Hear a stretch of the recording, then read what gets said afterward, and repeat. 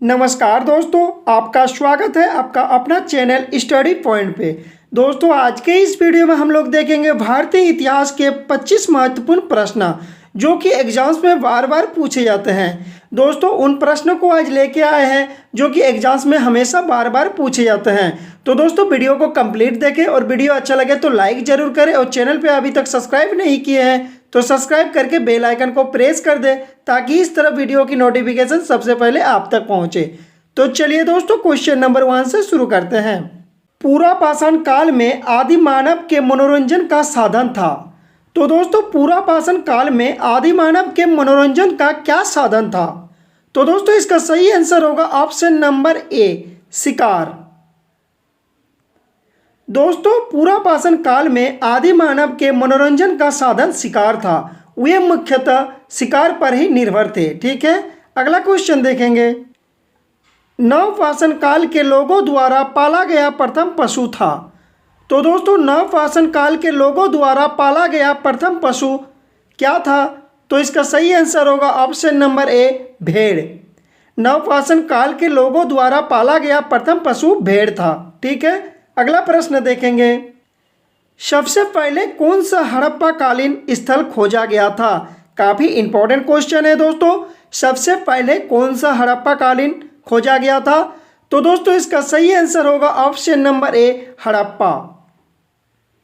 दोस्तों, सबसे पहले वर्ष 1921 में कब? तो दोस्तों, वर्ष 1921 में दयाराम साहनी के नेतृत्व में हड़प्पा सभ्यता का पता लगा था। ठीक है, चलिए अगला क्वेश्चन देखेंगे। हड़प्पा की सभ्यता निम्नलिखित में से संबंधित है। तो दोस्तों, हड़प्पा की सभ्यता कांस्य युग सभ्यता से संबंधित है, यानी कि ऑप्शन नंबर ए जो होगा सही हो जाएगा। सिंधु सभ्यता को हड़प्पा सभ्यता भी कहा जाता है, ये आपको याद रखना है। ठीक है, चलिए अगला क्वेश्चन देखेंगे।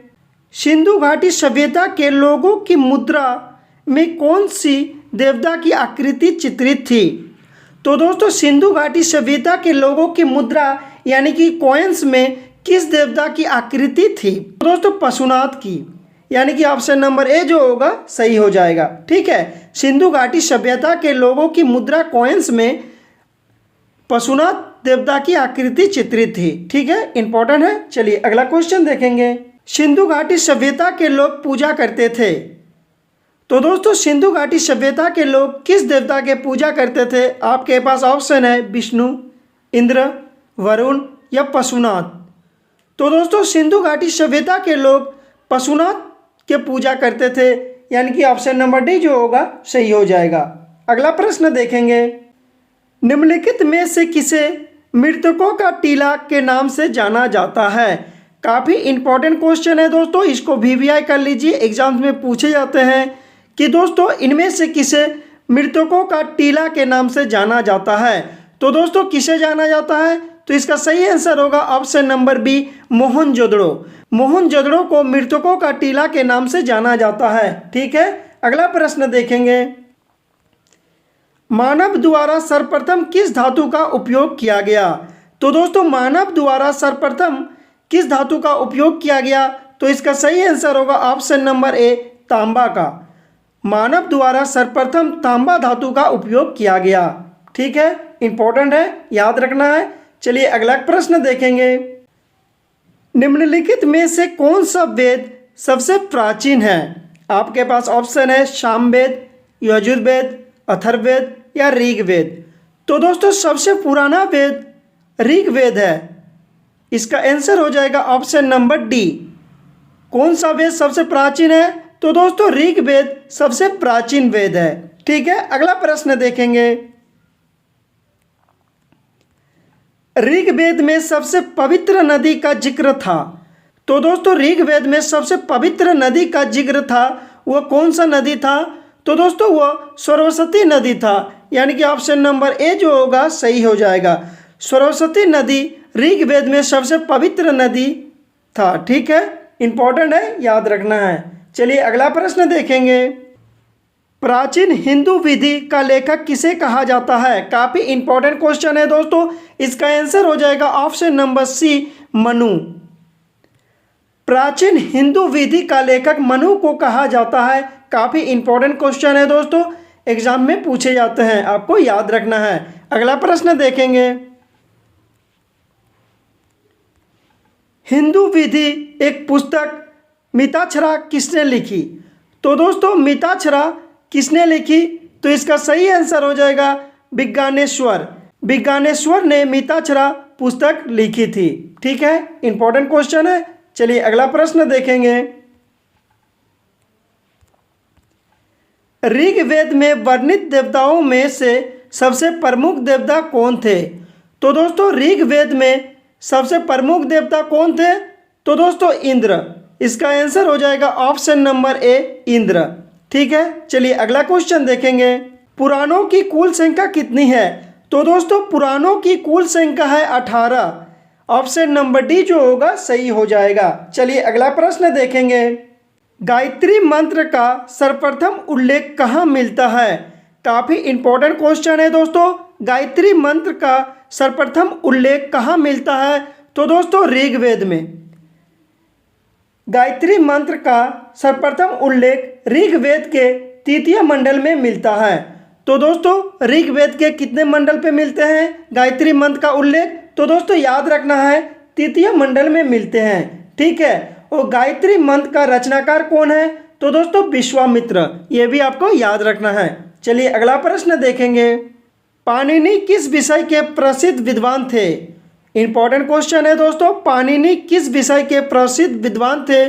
तो दोस्तों भाषा और व्याकरण के। ऑप्शन नंबर ए जो होगा इसका सही आंसर हो जाएगा।